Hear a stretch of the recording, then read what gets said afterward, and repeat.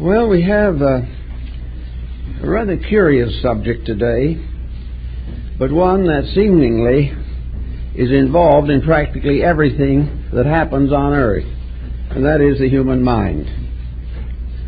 There are no adequate definitions as to what the mind is, but there is a reasonable accumulation of data concerning what the mind does. And under careful scrutiny, it is obvious that the mental equipment is definitely a mixed blessing. Now, why is the mind what it is?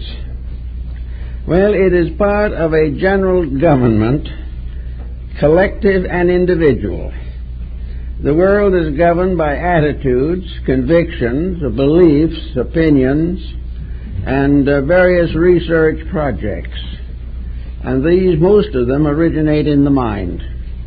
The individual is governed by his own mental equipment, which he very seldom questions, for the simple reason he has nothing to question the mind with except the mind. He has to analyze the thinking equipment. And of course, for some unknown reason, the mind nearly always wins the argument. It does what it wants to do. Now, the mind, as general commander-in-chief of the body, is controlling a complete miniature empire, which we call the human being.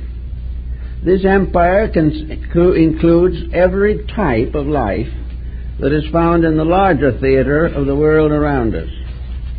This empire within us has its continents, its races, it has its arts and sciences, it has its transportations, and its own educational theories. It is a complete world, living and existing on three distinct levels. These levels are, for the most part, obvious, recognized, and in one way or another, misused. The physical body is the final basis of the human personal integration.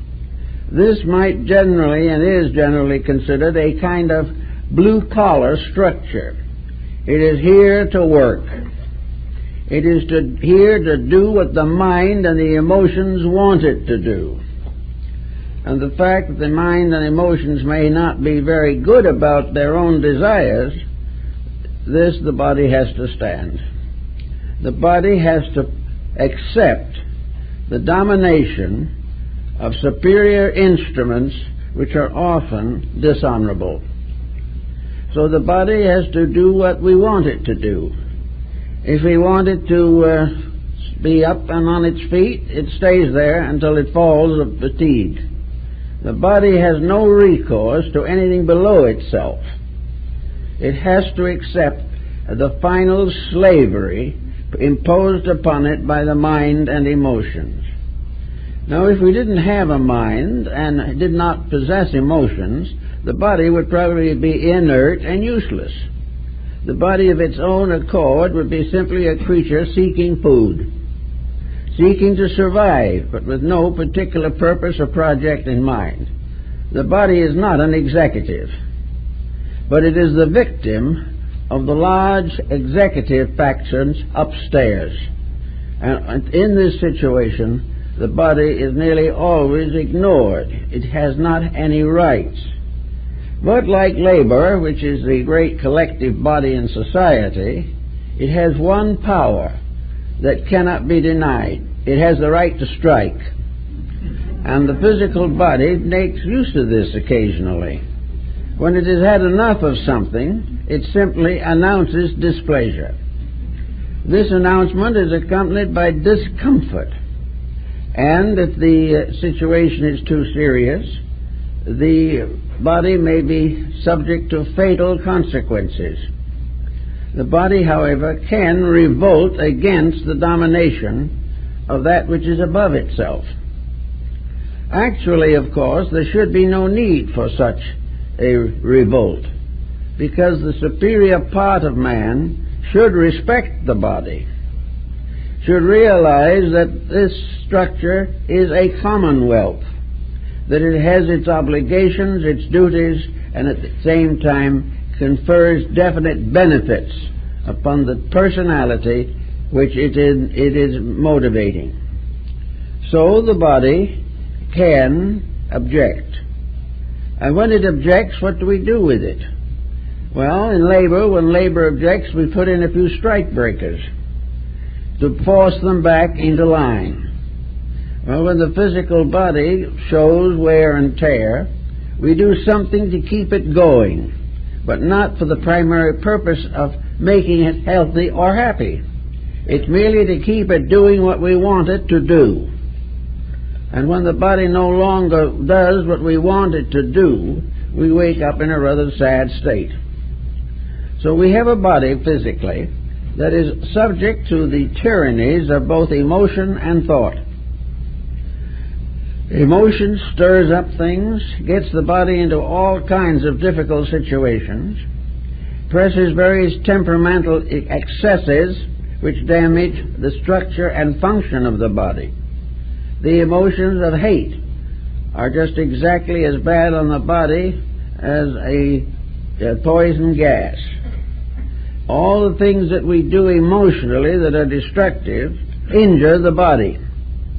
The idea that we can have a strong body and perverted emotions is simply unrealistic.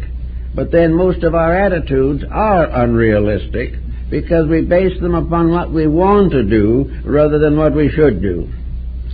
Now, the emotional pressures against the physical body can result in a variety of ailments which are now generally recognized and are being studied.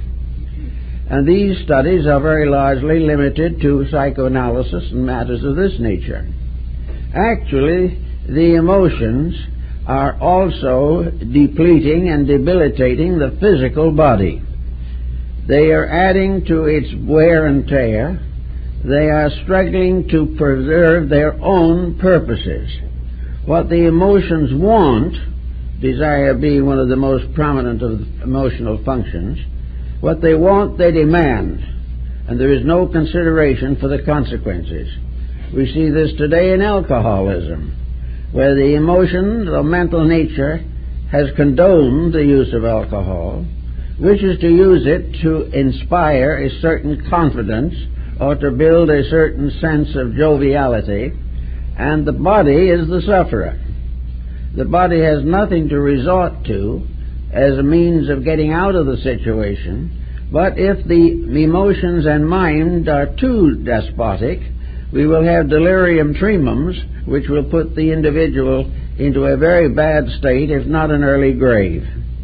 So what we want to do, seldom if ever, is based upon a concept of what is good for and what is best with the problems of the human body. Actually, therefore, we have to arrange in thinking that we have a neglected factor, which all the doctors in the world have not been able to really keep going. The Chinese probably did the best of any up to the present time. The Chinese people hire a doctor when they are healthy and well, and they do not pay him if they get sick. This is the exact opposite of our method, but there is something more to it also. The doctor is therefore going to do everything possible to keep them well. He is going to move in and teach the individual the laws of living. In Chinese culture, the medical practitioner is usually a Taoist philosopher. He is capable of many types of magic, esoteric healing, and things of this nature, unknown to us in the West, and of course he has given us acupuncture and a variety of pharmaceuticals. But this Chinese doctor's idea is that if he takes the job, which he can refuse if he doesn't want to take it, then he expects the person he is keeping well to be a basically enlightened Confucianist. The individual who wants to stay well must become aware of the responsibilities of the superior person. The only way to stay well is to keep right. Now, there are, of course, accidents and things of this nature which we cannot include. But the run and file of people who have no great special tragedy in their lives drift along without the proper amount of Confucianistic discipline. The doctor, therefore, reminds them that the superior person is the only individual who has the right to be healthy. An individual who doesn't keep the rules of life doesn't have any right to have a healthy body. He does not have any right to have a happy and comfortable relationship with his own physical structure. The moment he breaks the rules physically, which he does because of mental and emotional pressure, the body suffers. And if this goes on long enough, the Chinese physician must point out that the individual trying to do what he pleases rather than what he should is shortening his life and depressing his own actions and cultures. So the health began in China with being right, and it is simply true here. But how do you become right? This is another problem. Well, there's the first positive use of the mind. The mind, being the general in charge of the entire corporation, has a right to be heard and has the inevitable right to be right. Now, why is the mind not always right? Well, because we've never trained it properly. We haven't realized that the mind is probably the most important vehicle that we have in the process of living. We are doing all kinds of things with the mind, but most of the things we do are prejudicing it in one way or another. We want the mind to be the means of fulfilling everything in life that we desire. A mind that doesn't fulfill our wishes isn't much of an intellect as far as we are concerned. A mind that tells us to be temperate brings immediate objection. And what is the source of the objection? A counter-attitude of the mind itself. So the mind that gets us into trouble, the mind that gets us out of trouble, and the mind that keeps us alternating between one and the other for most of our lifetime, all this is one mysterious instrument that has the authority to over-influence the life of the person. The mind, working in harmony with the emotions and protecting the rights of the body, represents the best form of government that the human being can have. The mind, therefore, must be taught how to govern, and the results of its own instruction are proven by the emotional and physical consequences of thought. If the mind is right, the body will be reasonably well, and the emotions will be stable. If the mind loses its own integration, or fails to maintain its proper relation with life, then the other two factors are immediately sickened. And we find that most of our thoughts these days have a tendency to deplete health or depress emotions. The world we live in today is a world which many people fear. They believe that the inevitable consequences of our mistakes must sometime descend upon us. But we seldom apply this to ourselves. We seldom think that the personal mistakes that we make every day are really going to be held against us. We feel, as far as that's concerned, that there are a lot of little things that God and nature have to overlook because we are not perfect after all. Well, no one really expects us to be perfect, but nature expects us to do a little better than the average person does. We are supposed to cooperate mentally, and in so doing not only preserve the harmony of our own compound construction, but also to protect the world in which we live. Selfishness and cupidity and arrogance and all these bad emotional mental processes are destroying our planet. And the very policies which are wrecking the planet are held in the minds of people who are wrecking themselves by having those habits. This is something that's hard to believe, perhaps, but if we want to know what is happening and why it is happening, it is not necessary to climb the smoky sides of Sinai. It is only necessary to sit down quietly and reflect for a few moments upon the conditions of society, our own personal lives, and the attitudes by which we are dominated. If we do this, we will soon have the answer to most of the common questions. Now, in China, as we aforementioned, the doctrines of Confucius, though for a time outlawed by Mr. Mao, are now back in fashion. And it is now considered a part of education for the individual to realize that an education that enables him to be sick, poor, discontented, and driven by dictatorships is not much of an education, and the world isn't going to get very far on that diet of culture. Wherever we find things wrong, there is some kind of ignorance, and this ignorance is either natural or acquired. Natural ignorance you can do something with. Acquired is more difficult.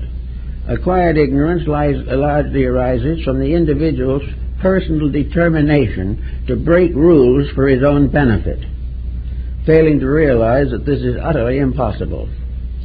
When he thinks he has broken some rule for his own benefit, he is simply laying up trouble for the future.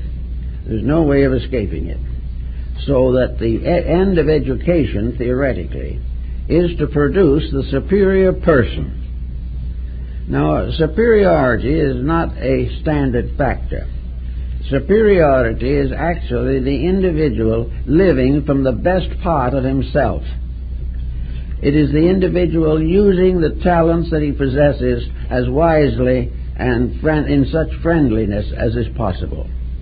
The superior person is the one who lives according to the highest concepts of his own character, conduct, or background.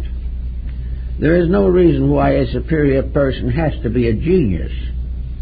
Many geniuses are hopelessly unbalanced. But a superior person must have the fundamentals of a civilized human being.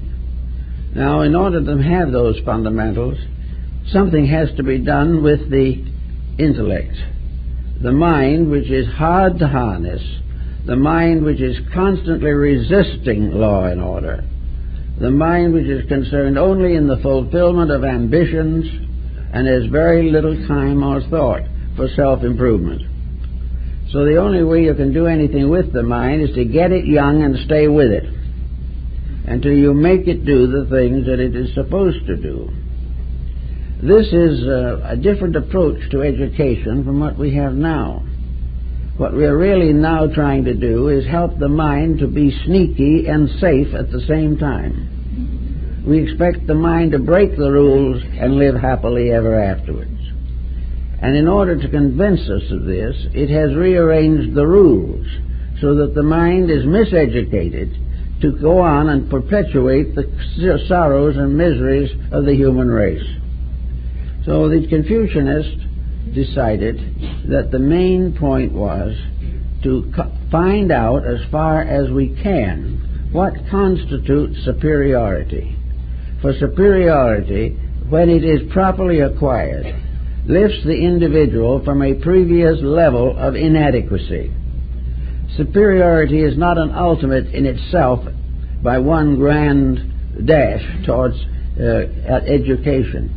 Superiority is a constant growing in which the individual constantly lives above his own mistakes and corrects them and does all that he can to advance his life. This is what we should have in school.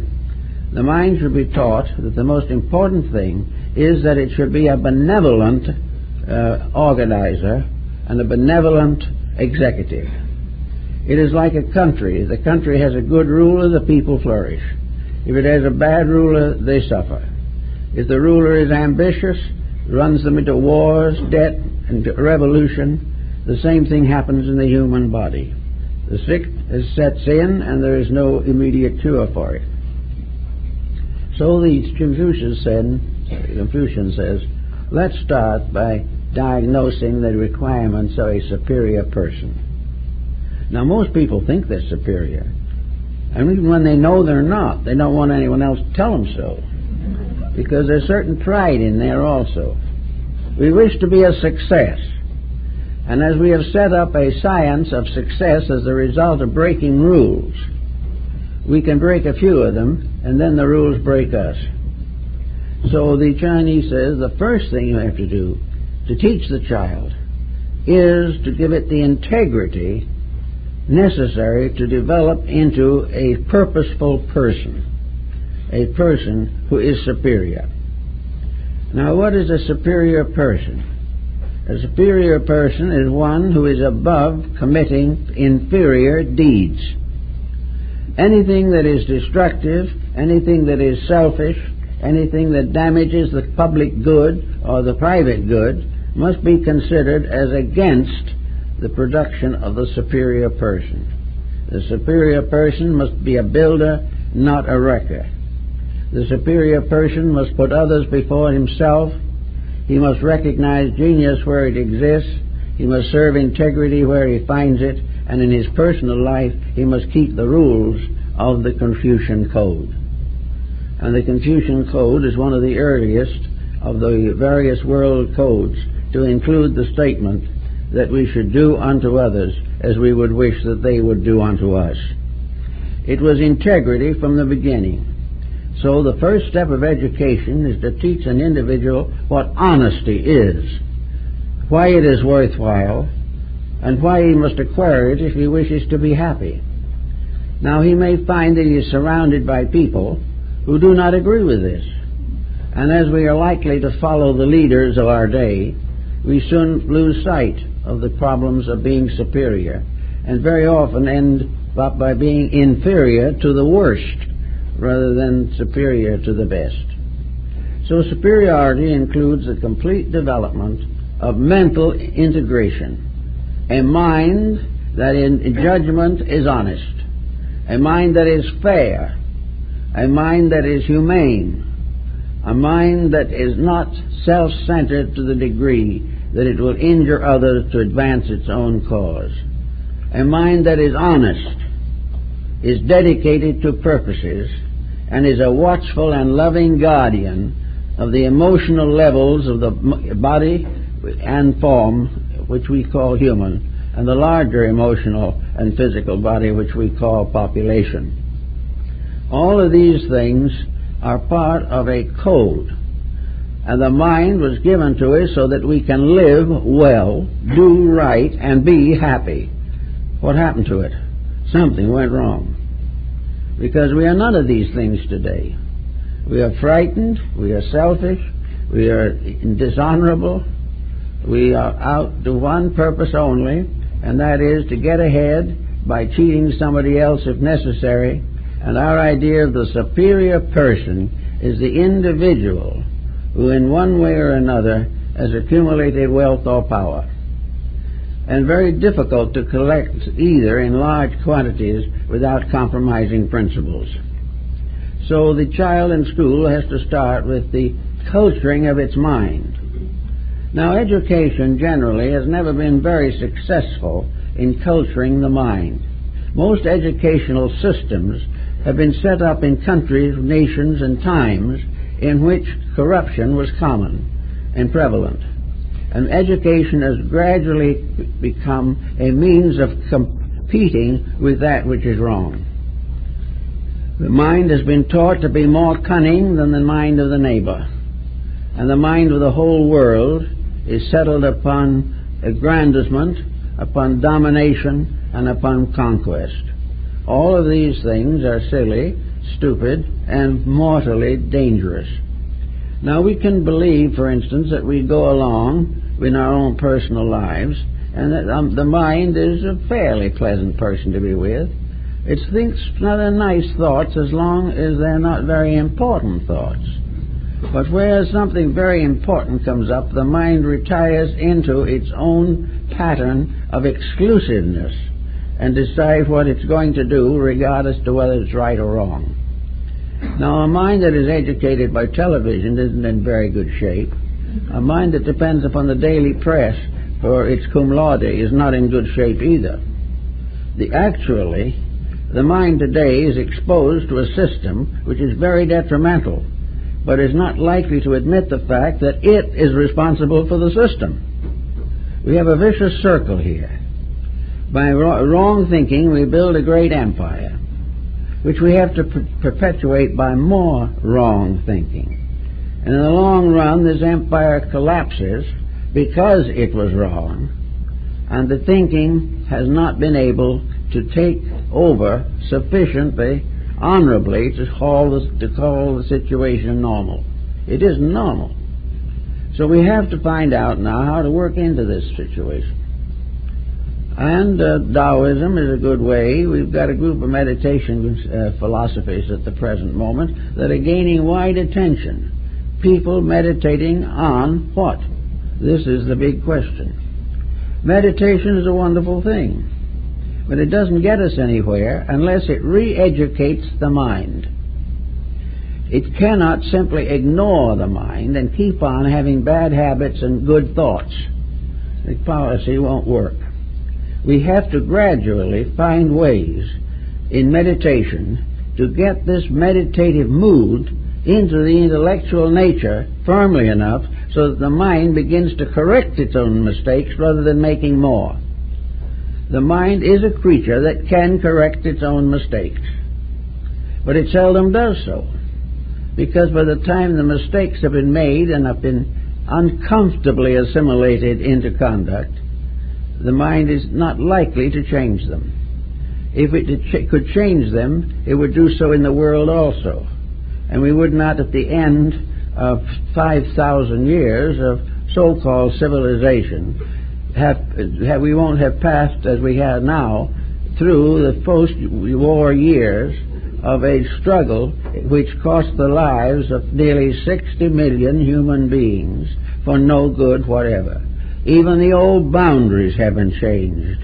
The old grievances haven't changed. The old hopes have not been stimulated. The old faults have not been corrected. So what was the result of all this? A mental attitude which is wrong.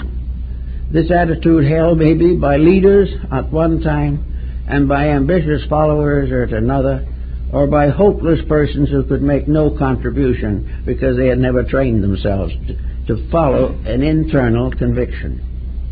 So here we have this mind that is constantly a powerhouse and is constantly suffering from wrong behavior patterns.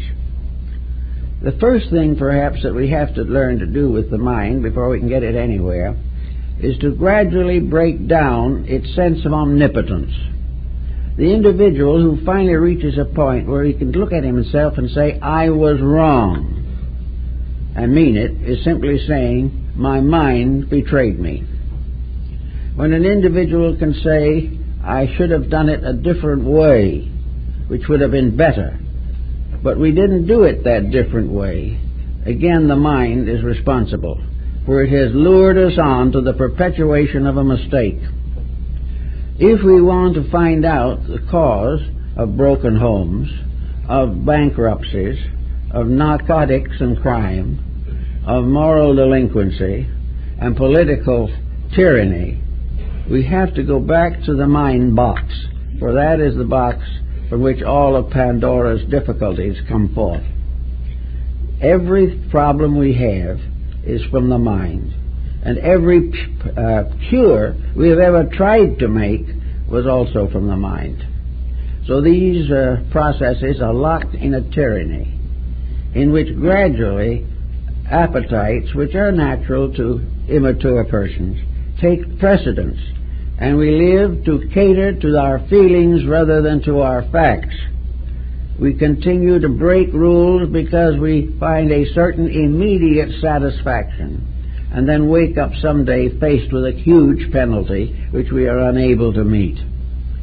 So the great problem is to use the mind. In India it is said in the Bhagavad Gita that the mind is the slayer of the real. And yet we were not given a mind by the divine power because it slew things. We are not given the mind because we don't need it.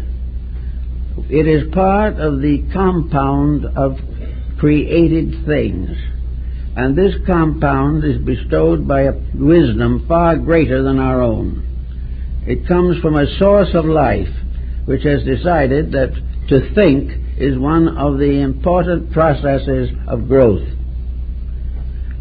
So we have to go into the problem of thinking and try to decide what is a thought and what is an opinion. What is a fact and what is a fable? How are we going to prove to our own satisfaction that things that are wrong will not be righted merely by perpetuating them? Well, the thoughtful person sits down like Omar the tent maker and begins to contemplate these matters and can get a liberal education very quickly. Because when one country invades another, when the Iranians attack the Iraqis, the same thing is happening inside ourselves on a smaller scale. We are opposing, attacking, incapacitating elements of our own temperaments in an effort to attain some kind of an unreasonable sovereignty of a part over the whole. Actually, all nature is asking of man is that he will use his compound temperament, disposition, and integration to advance the common good of himself and others of his kind. The parts of man must work together, or there is some kind of a war in the body. The nations of society must work together, for tyranny will ultimately destroy society. So we have the human body as a miniature for all the processes that are going on around us in society. That we can learn from this is obvious. The only thing we need to do is think about it. In other words, we can begin to use the mind to solve its own mistakes. And this is more or less a sheer genius. But it was something we were intended to do. It is not unreasonable. It is not a fantastic impossible that we can never hope to accomplish. Many serious, thoughtful people can accomplish it if they want to. And as if you do improve, the majority will follow to some degree. So as we sit around and watch all these things that are happening, some people will turn on the newsreels, news on the television, listen and say, oh, it's all terrible. Others will turn it off because they don't want to hear it. A third group does not believe a word of it. And still another group is fighting to some political purpose which it has assumed to be significant. All of these things are a great expenditure of energy and nothing to help the mind. Most people in thinking feed the mind on junk foods, and as a result of that it brings out some very junky decisions which are not necessary, inevitable, or useful. If, however, we really want to start a little thinking, there's plenty of it here to do, plenty of chance to do it. But decisions have to be made. There are penalties or prices upon everything in nature. The penalty for a misdeed is misery. The price of a good deed is intelligence. The individual must use the faculties that he has the way they were intended to be used if he expects to benefit from them. There is no one who is any better off by being completely under the tyranny of his own intellect or of a collective group of intellects. A whole group of people coming to wrong decisions does not result in a correct decision. In this case, the majority is not always right. The majority is not right now because the majority doesn't think at all, or is so selfish and self-centered that it doesn't care. So we start in by deciding that the mind is a potential savior, the energies of which are being ruthlessly wasted. Now, how do we try to do this? Well, there are two ways. We must ultimately, of course, work it into our educational system. We must begin to train the mind to think and not to inherit the notions of other people. We have to train the mind to contribute to the future rather than build all of its wealth and strength upon the past. The past is important, but only to the degree it gives us true insights into the repetition of ancient policies. So we have to start in either by going to school in a different type of educational theory, more like that of Comenius, who gave us the public school in the beginning but unfortunately died too soon, about 300 years too soon, to be able to control the system after it passed out of his keeping. Comenius was very simple in his ideas. He says it's very easy to overeducate people. When you overeducate a person above his and beyond his capacities, you have a misfortune and a desperately unhappy person. So education should be appropriate to the needs. And education should begin always in moral instruction. It should begin by a proper use of emotion as a curb upon thought. If the emotions of charity, love, piety, faith, and all of the kindlier feelings, if these emotions are cultivated constructively, they can definitely influence the mind. The mind can be changed by the use of other faculties which man possesses.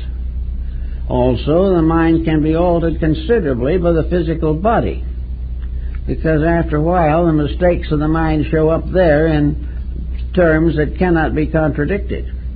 So the mind has to gradually realize that it is not the lord of all it surveys, that it cannot do anything that it wants to do and not be punished. The mind must come to the realization that it exists primarily to learn what is right and do it.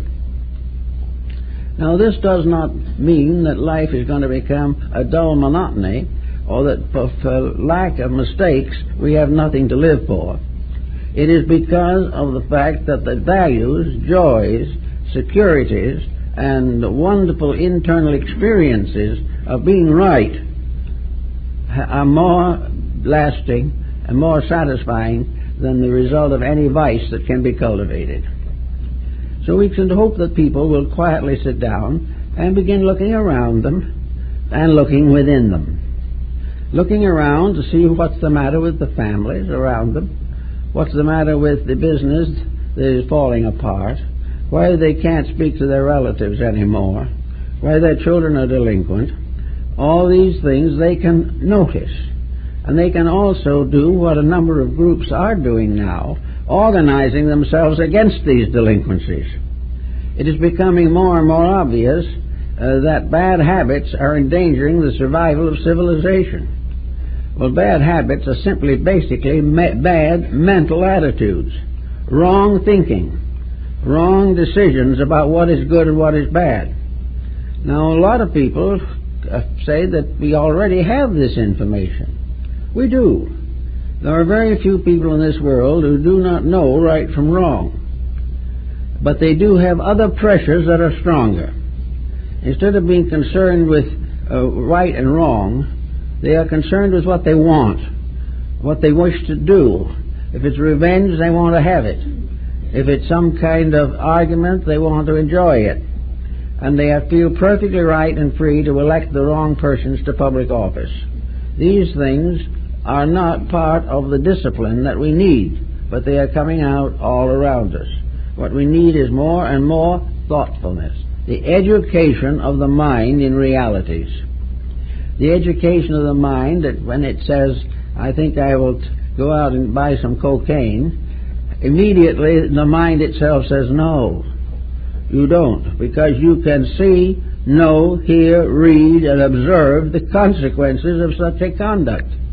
There is no law that says that you have to be a narcotics addict.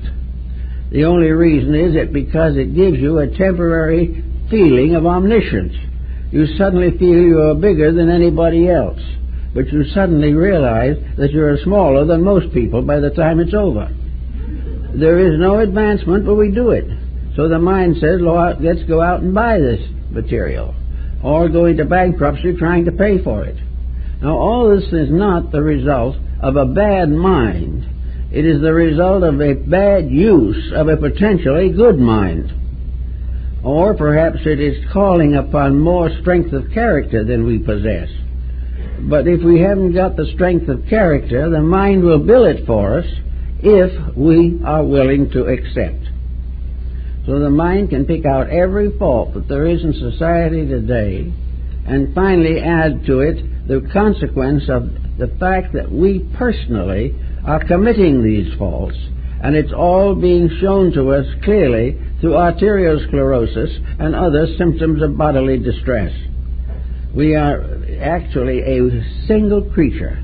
Our thoughts, our emotions, and our bodies are part of one entity. And when we shortchange any of the parts, the whole suffers. The same with a nation. A nation that is well governed must consider all the needs of all the people. It must defend itself against the extravagances of some individuals who wish to break faith with the integrities of life. Same with the person. When we are ready to break faith with integrity, we are on our way to all kinds of difficulties. Now, most people are not such marvelous, terribly important people that they can necessarily worry too much about some of these problems.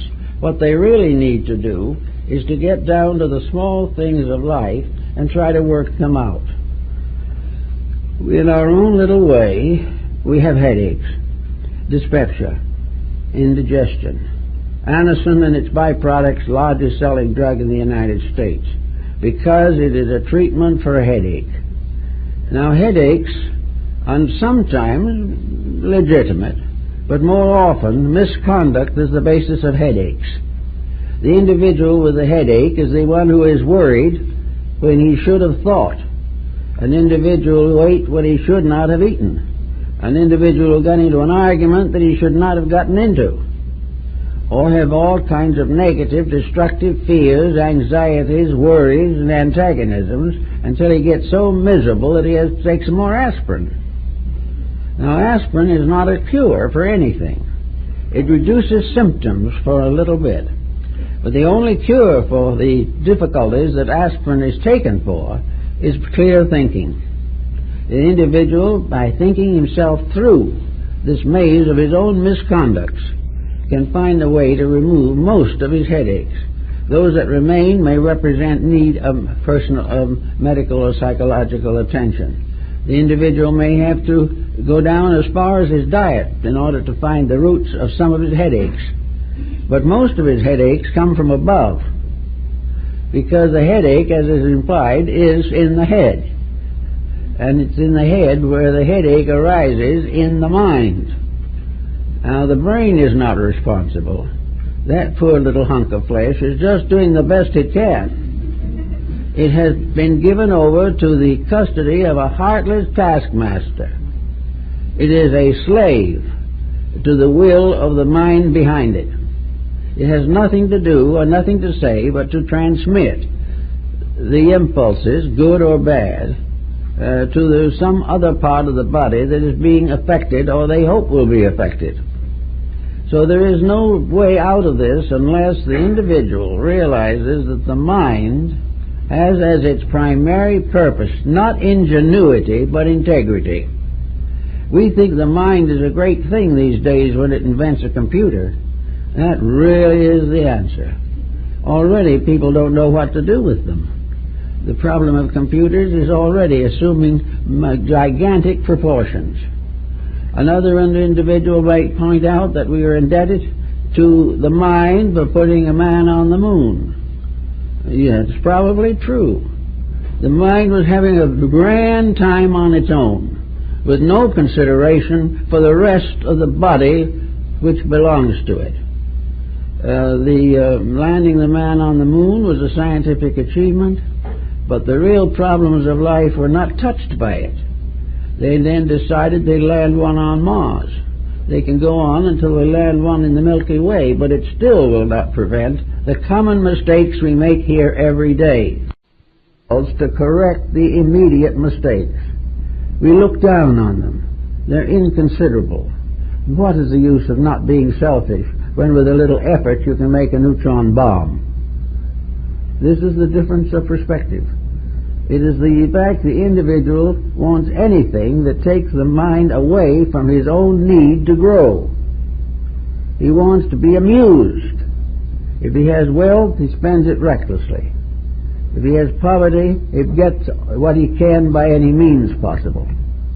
But with all of that, the mind, instead of being the leader of a marvelous organization of faculties, is simply catering. And actually, strange it may seem, the mind isn't particularly pleased over all this. The mind isn't happy and jolly as the result of all kinds of bad decisions that it inspires. It is worried to death. The mind is just as unhappy as the person who has it in his head at that time. The mind is not a self-solving problem. It is one that it's adding constantly to the creating of them. And the only thing that the mind can do is to suggest partial remedies for mighty mistakes. And the remedies generally are simply a rearrangement of the elements of the mistakes so that we are still in the same trouble we were in before. So to get the mind out of this squirrel cage in which it functions, we have to go to work on it. So, first of all, we relax. Now, relax doesn't mean do nothing, but relax means that we stop breathing or feeding wrong information into the mind. We stop telling the mind that we want to be rich if it calls for a murder. We got to tell the mind that we want what we want when we want it, and that this is wrong. Little by little, by reducing the temptations which we impose upon the mind, we can prevent a great many of the mistakes that arise from poor mentation. If we are willing to cut down the false appetites, then there will be less bad luck, so-called, hovering around us all the time. Out of a quiet mind, we can then say to the mind, think. And think with the aid of all the instruments that have been given to the mind to help it to think. And the individual whose mind is being considered must help the mind to do this. It must do it by presenting the mind a picture of the world thought. It must remind the mind of the tragedies of selfishness, as represented all over the earth all the time. It must teach the mind the miseries of competition. It must also lose, or help the mind to lose, the idea that the more it has, the happier it'll be. When in reality, as Buddha pointed out, the more we have, the more sleep we lose trying to take care of it. All kinds of things, by a very gentle thought, can be caused to relax. And when we look back on a feud in the family, we can very quietly say to ourselves, let's review this feud. First of all, what good did it accomplish? And someone will say, well, it accomplished some good. I got a great deal of joy out of hating my neighbors. And I'm very happy to say I haven't spoken to my aunt for 25 years. Now, this is an achievement. And of course, it has devastated the aunt, who probably doesn't care and doesn't even know about it.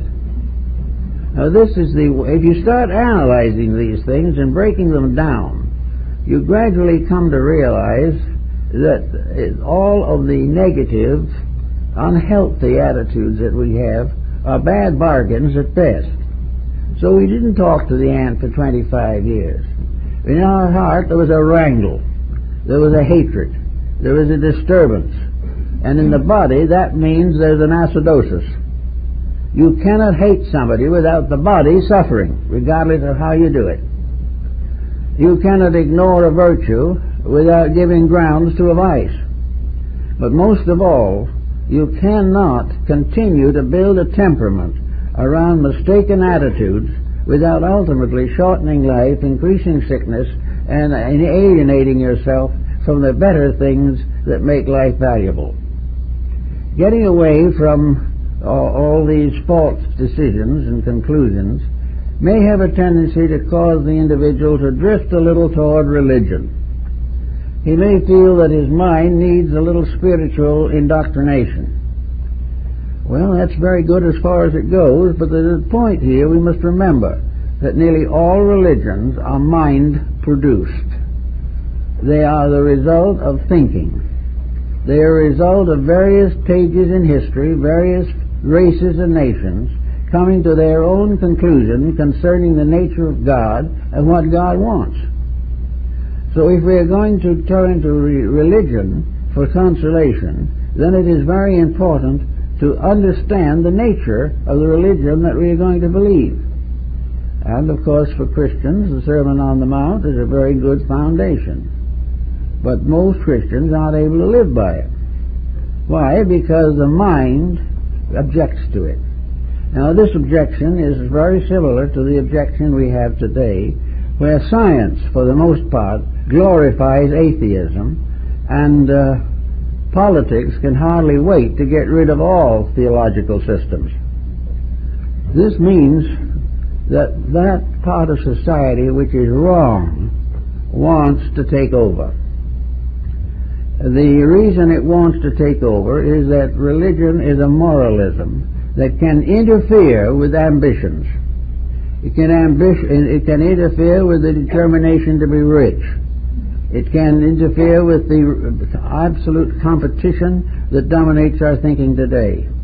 The fact is that when the wrong people want a thing, that's the thing the right people don't want.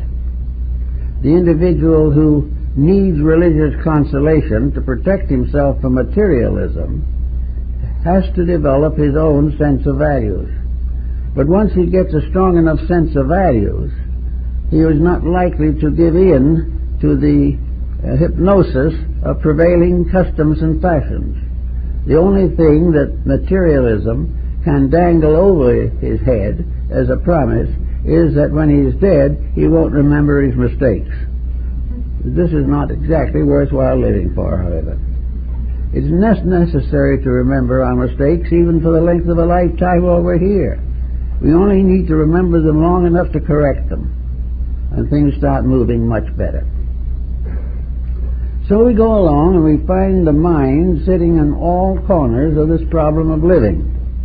It is present everywhere, trying to influence and dominate the lives of human beings. Yet we need it. But we need a mind that has been dedicated to a purpose. We need a mind that has accepted the responsibility of leadership over the problems of material existence. All these problems originate somewhere within the mind, and they have to be corrected by a mental dedication. We have enough evidence at this moment to convince any court of law that it is impossible to break the rules of nature and be happy. Yet we don't see nature anymore. Where we used to see nature with its roads of trees and its little dirt roads and its waterfalls, we see nothing now but condominiums, vast projects, vast metropolitan centers, great industrial complexes, and nuclear energy centers. These things are what we see. The sky and the earth and the sun and the moon are now put in small parks where we have to go to have a picnic once in a while to see them. We have gradually weaned ourselves away from the true world, the world of realities, and have taken on instead a fantastic jungle which we have created. Now the fact that we have created it does not make it good. And the fact that we have created it will not make it last. The mistakes that we make through ignorance, we must correct through intelligence. The mind at the very beginning became more and more immersed in such problems as survival. It tried to build a philosophy around the small things of life that the primitive human being was able to contemplate. But little by little, it has created what we call civilization, which is a compound of uncivilized peoples. It is not something that we can be proud of. And it will never get better unless we do something about it. Now, of course, long spans of history probably don't intrigue the average person too much. He's not going to die of a broken heart about something that might happen 10,000 years from now, or that a generation or a civilization will destroy itself sometime in the future. These are not the things that really lead the individual to change his ways. Even where he knows that he is passing these mistakes on to his immediate children, who may have to face the catastrophe, even this contemplation is not real enough to make any major change. Now, he thinks of a major change as getting up in front of the government and making them do something. But the major change for the average individual is simply his own attitude toward life. If he gets a straight view of life, he is becoming a free citizen of the universe. And the parent who can't change the political system can at the same time communicate to children the real facts of how to survive even in a catastrophe. Somewhere there has to be a hard core of realities, or every major difficulty becomes a terminal mystery, which is not reasonable or right. So we can go on, and we can go on to try and see what would happen if very quietly we begin to think it through. When we say, Joe's got a better job than I have, think it through and see whether it is as important as to make you jealous. Because if you're jealous long enough, the reward is likely to be ulcers. The man who has the job will never know you didn't like it. If you tell him so outside with very great firmness and make an enemy out of him, he will probably decide he doesn't need your friendship that much anyway. But that isn't where it ends. The hard words you used continue in you. And first thing you know, these hard words become a gastrointestinal difficulty. The final immediate payment is not karma in a future life. The immediate payment is misery here and now. And this is what most people will try to minimize as much as possible. We'll always make enough mistakes to keep ourselves busy. We won't be allowed to just sit back, as the old folk used to say, and float to paradise on flowery beds of ease. That isn't likely. But we can gradually recognize the practical side, the scientific side of our attitudes. We can realize that the effect does follow the cause, just as the wheel of the cart follows the foot of the oxen. We can realize that the stomachache we have today could have been caused by a dozen mistakes we might have made yesterday or the day before, including gluttony, alcoholism, a hasty meal, a poor selection of dietetic materials, or just plain eating when in a case of complete nervousness or anxiety. So we have to recognize that no matter what we do that is wrong, something's going to hurt or itch somewhere. And this itch is itself a valid statement of facts. We can do what we want to about most everything except the physical body. We can change most anything except this physical structure in which we live, and which is important to our existence in this world. We cannot fool it. We cannot deceive it, and we cannot cure it if we have sickened it beyond a certain degree. There are minor maladies that we can help, but if the cause has not been removed, they will be back. And wherever we find an individual whose mental integrities are not firm, he is a good candidate for some form of physical difficulty. Now, it doesn't follow that we can be completely happy or live forever just because we keep the rules of life. But in keeping the rules of life, it's not just the food rules that we are concerned with. The rules of life that we see shadowed in the body relationships are in all of the relationships. There is no way in which we can be unkind and gain anything but trouble. And the beautiful sense of success that we get when we have insulted another person will last for a minute, but the body chemistry will be injured maybe for months. Everything that is not pleasant, not constructive, not cooperative, and does not seek the good. Everything that lacks these motives is subject to a suffering equivalent to the attitude which they have held. Some of the suffering is physical, some will be emotional, some will be mental. But where the individual has had a wrong attitude, he's going to pay for it. Now this sounds terrible, but it doesn't really mean it that way at all, because the equipment that we have enables us to do it right. And all of nature, the universe, and the divine powers are concerned with our doing it right. What is wanted more than anything else is the human being who is able to become a permanent factor for good in the evolution of humanity. The development of humanity is a project carried on by powers much greater than ourselves. A great wave of life is moving through space, and we are part of it. And along the edge of this wave of space are stragglers of all kinds, and there are also every type of, we'll say, vicious person, every type of troublemaker, every type of gangster somewhere in this motley group. This mass of motley group is slowing down the normal growth of human society. The more misfits we have, the more cantankerous emotional intoxicants we have, the longer this problem continues. The lesson to be learned from a small attack in the liver is applicable to the 4.5 or 5 billion human beings that populate this planet.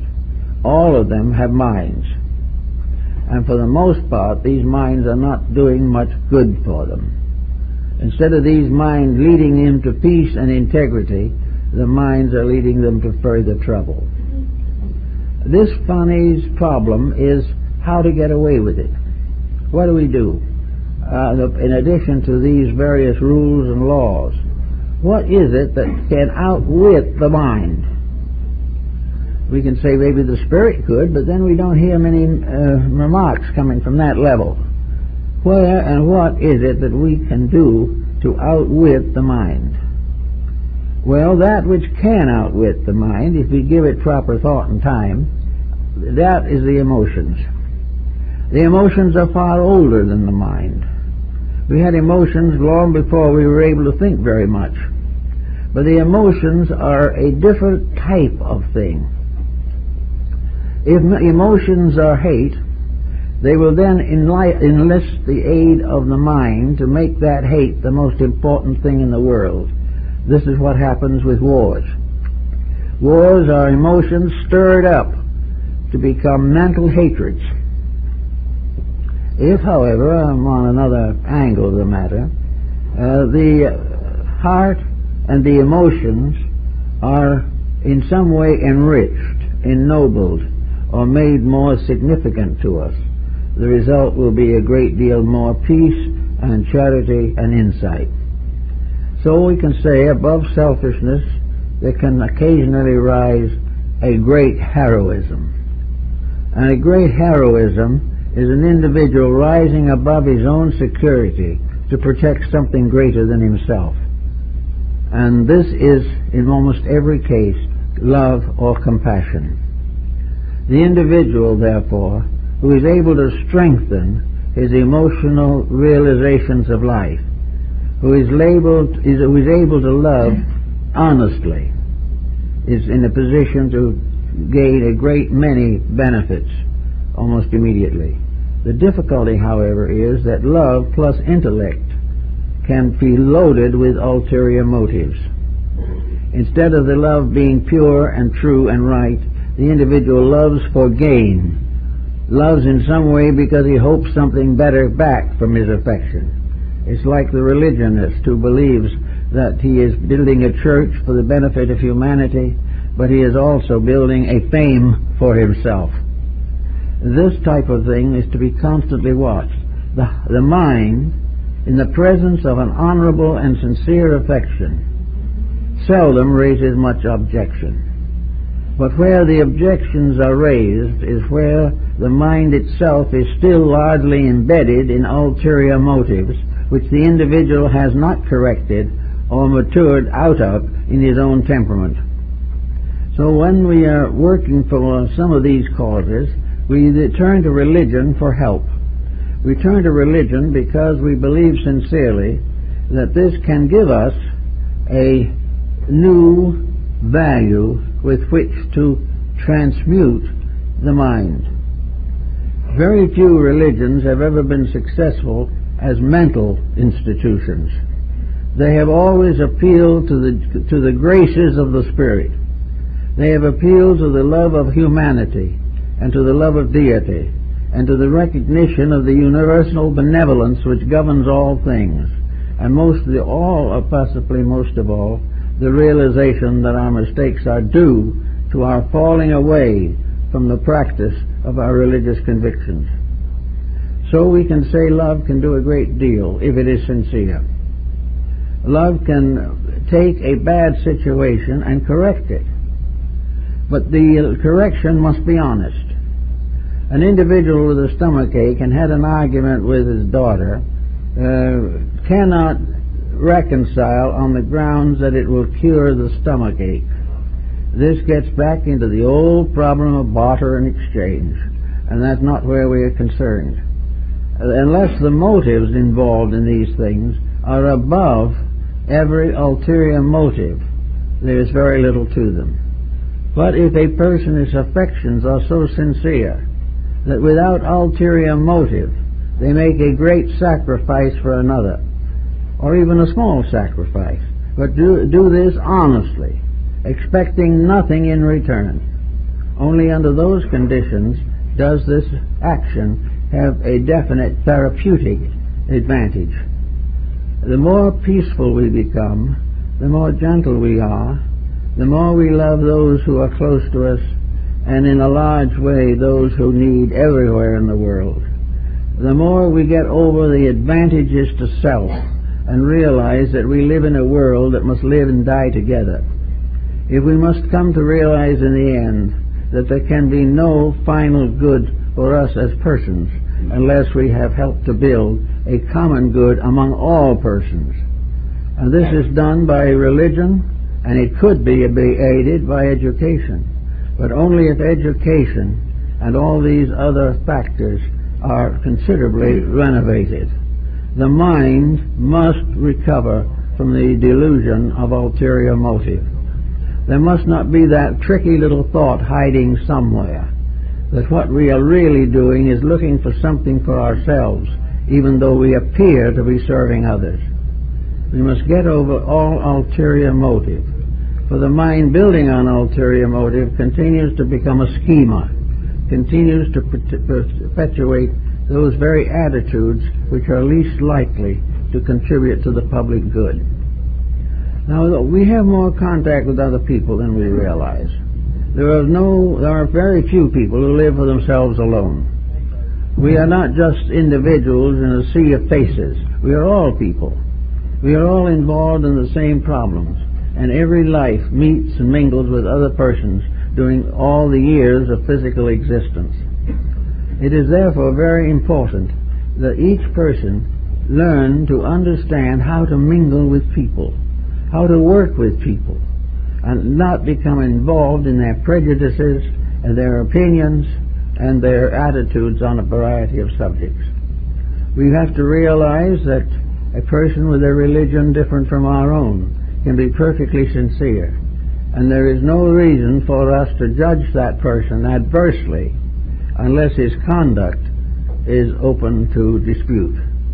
The fact that there is no such a thing as Christian honesty or Christian dishonesty should be thought about, because all honesty is honesty. Every religion teaches it. Every human being who is honorable teaches it and lives it. And when this becomes a clean living pattern, we will have very much less crime or confusion in the world, practically none. But as long as we claim all these things as intellectual facts, but never apply them to conduct, or at least very seldom, only in a great emergency, as long as we do not live them, the mental attitude weakens. And the mind finally becomes converted to our own selfishness, and will perpetuate it and continue it on and on through all the years of our lives. We don't want to make a mental delinquent out of our own minds, and we do it every day when we conspire and cheat and chisel for the various advantages we are seeking desperately to maintain. We also constantly carry this forward when we try to influence other people to change their ways, primarily for our convenience. All these things are not helpful. The mind is gradually being spoiled, and a spoiled mind is a very unpleasant thing. A spoiled mind is irritable, unreasonable, vindictive, belligerent, and almost any unpleasant synonym you can think of, simply because it has been mistrained. And in society today we are sending forth into the world generations of young people in whom vices are becoming innate. These young people have not been taught the values of life.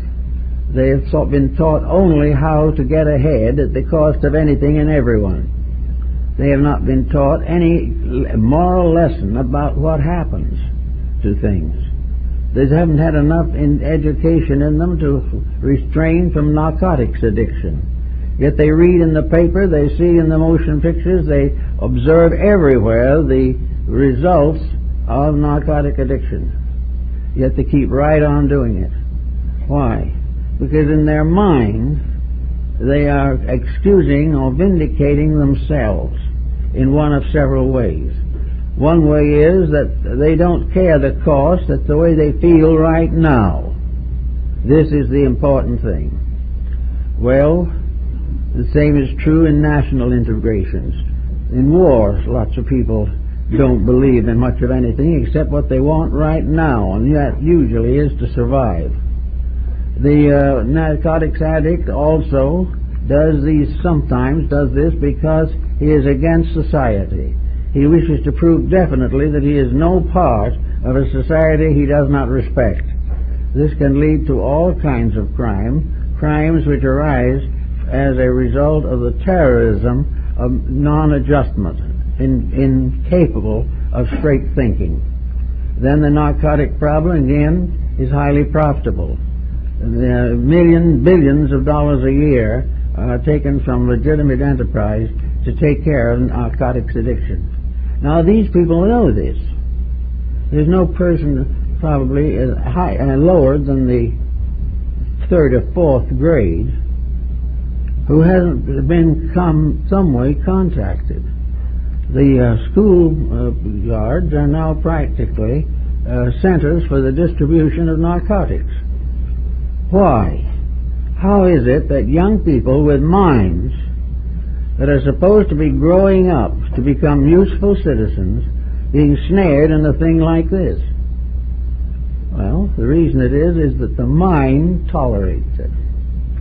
The mind gets all kinds of attitude developments which make it accept this. The mind thinks it's wonderful to be clever, to be different, to take chances, and most of all, to lose all sense of responsibility. Don't worry, do what you want to now.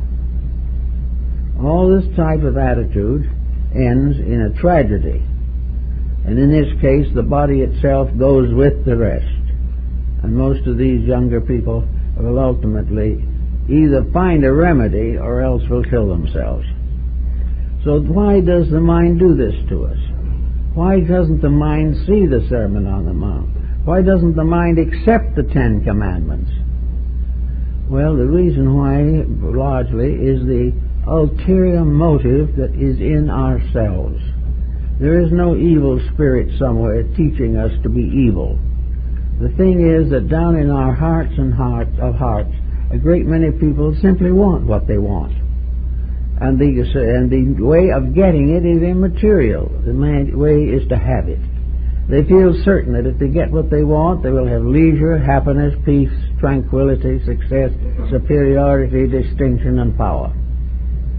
And what they really get is the same 6 square feet that they always got. back to the earth from which they came. There is no way of winning that kind of a fight. But why fight? The emotions don't say so usually, unless they're badly corrupted. The body is screaming, don't do it. But the mind has found out how to argue these things until the individual surrenders.